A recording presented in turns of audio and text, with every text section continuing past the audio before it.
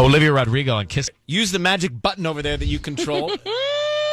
Hey, guys. Hi, Olivia Rodrigo. How are you? Hey, I'm so good. Thank you for having me. Of course. Right out of Temecula, right? Temecula, yes. California. That is where I'm from, yes. The wine country of Southern California. Yes. Well, thank you for coming on.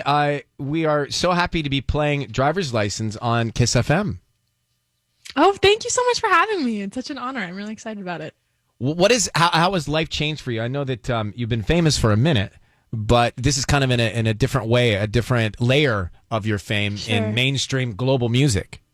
Sure. Yeah. I'm sure like any child actor or child star or whatever would tell you that it's kind of weird to like grow up and have all of these like projections onto you about who you are and like the characters that you're playing and whatever. But lately it's been so cool because I feel like I've really been introduced to people for who I really am, which is like, you know, a songwriter, and my song is very vulnerable, and I feel like really like I put so much of myself in it. So it's really cool that that's resonating with people because I feel like it's so, such a good representation of who I am as a human being. And that feels really awesome. Yeah, because I mean, you're starring in High School Musical, the series, which is a long title. And yes, it's a very long title. in season 2. And so you're playing the role of someone else and a character, whereas now the vulnerability sets in. And that the response, I will tell you that the first time I heard the song, I got emotional because it's so universal. I think we can all relate to it. We all did. But the specificity in the detail and the imagery that one has when you're singing those lyrics, it gave me chills.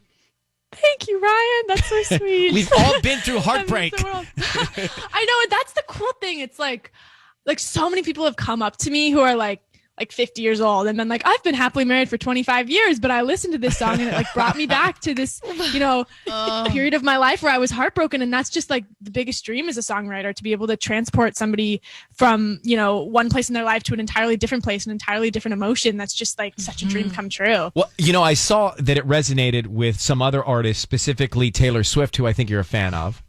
Yes. What was your reaction to her response?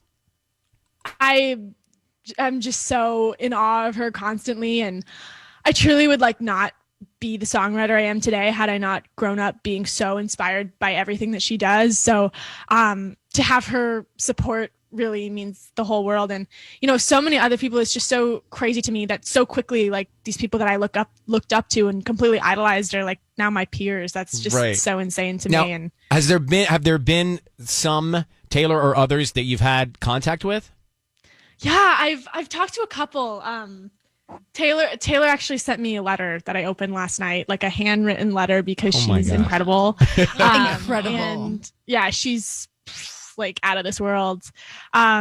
I like talk to Niall Horan sometimes. He's amazing and has been giving me some advice and, all of that stuff. Phoebe Bridgers, who I'm the biggest Phoebe Bridgers fan. She wished me happy birthday. My birthday was like a week ago. I turned 18 and happy that 18. was like surreal. I was like, whoa. So, that stuff is just so crazy. And it's just really awesome too that so many artists will like see an upcoming artist and, like feel inclined to like welcome them and make them and not make it competitive. Yeah, exactly. Right. Yeah. So yeah, it's incredible. Well, let's come back. Let's take a break and come back. Her smash driver's license. I don't want to embarrass you, but there are facts that, basically the facts are it's number 1 in like 100 countries. It's breaking streaming records, all kinds of records being broken. What does that feel like to be at the center of the universe? That's so crazy. Yeah, no, it's absolutely insane. But the most insane thing is that I've been in my house while this has been happening. Like I literally haven't left my house in the past 2 months. So it's been a really sort of strange experience. But, I always say this, but it's hard to like wrap your head around the numbers and like the records broken. Like that stuff is just so out of this world to me. I like actually cannot comprehend that. But it's like moments where like I was getting my nose swabs like in a one of the like COVID testing places, and they were playing my song on the radio while I got my nose swab, and I was like, oh, that's weird. Or like one of my friends was like walking down Melrose the other day, and she said that like 3 cars pulled up next to each other and they were all simultaneously blasting driver's license. Wow. And so they all got together and played it at the same time and sang along. And I was like, no. it's just moments moments like that with like real people, like who are really being affected by the song, that like really gets me. Wait, the Like, that three hurts. cars then sang it together? I don't in- know. That's what she in said, but I'm like traffic? thinking about it. I'm like, how did that happen? Because they'd be like playing it at like different times. and, like, Yeah, I don't like, know. So maybe it was but playing. whatever. Maybe it was playing on Kiss, and they were all listening at the Yeah. same Yeah, time. Right. It was at the same You're moment. right. That's what You I'm know what? thinking. That might be very true. But I mean, it is a cool thing. So when you think of how these lyrics are impacting people and what it means to you, how do you look at other songs and an album? What are you thinking about? Yeah. You know what? I think it's inevitable to feel sort of pressure after, you know, you made like a sort of number one song. Yeah. And I'd be lying if I said I didn't feel that sometimes. But, you know, at the end of the day, I absolutely love songwriting and I always have. And I don't really write songs to like put them out or to hopefully have them chart. I just really write songs because I love writing songs. And so I'm hopefully going to be doing that forever. So Olivia, I want to ask you. She's joining us right now via Zoom. Are you in Southern California? yes. You are. Okay. So she's from Southern California. And what about your family? How have they reacted to all of this? You said that this massive global popularity in pop music happened while you've been in quarantine in a way, Right. but you've been famous in other aspects of entertainment for a little bit longer than that. And your parents or your family, what are they reacting to? And are they saying, we never knew you felt that way? Right.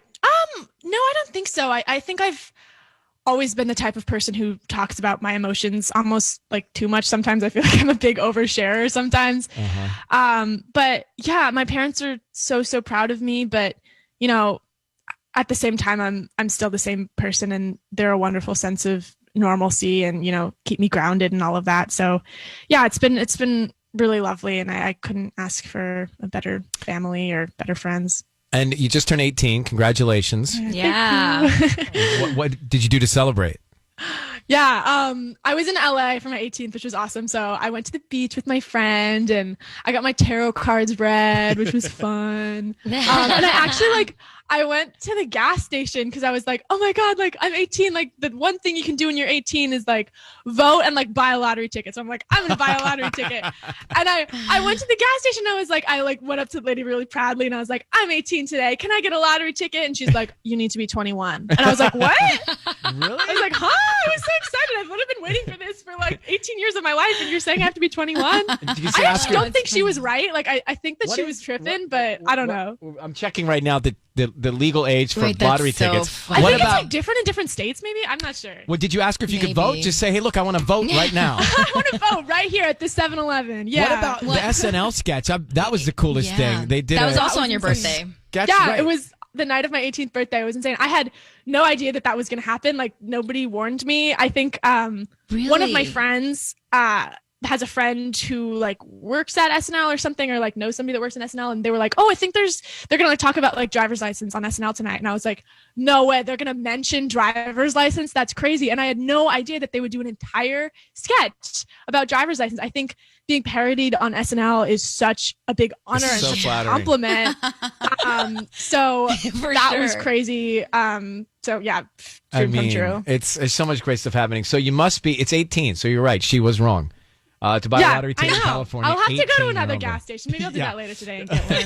Well, it's awesome to have you on the show. Continued success. Thank you for coming and joining us. All right. Take care of yourself, Olivia. Thank you so much for having me. I appreciate you guys a lot. Okay. Bye bye. See you later. Bye. Bye.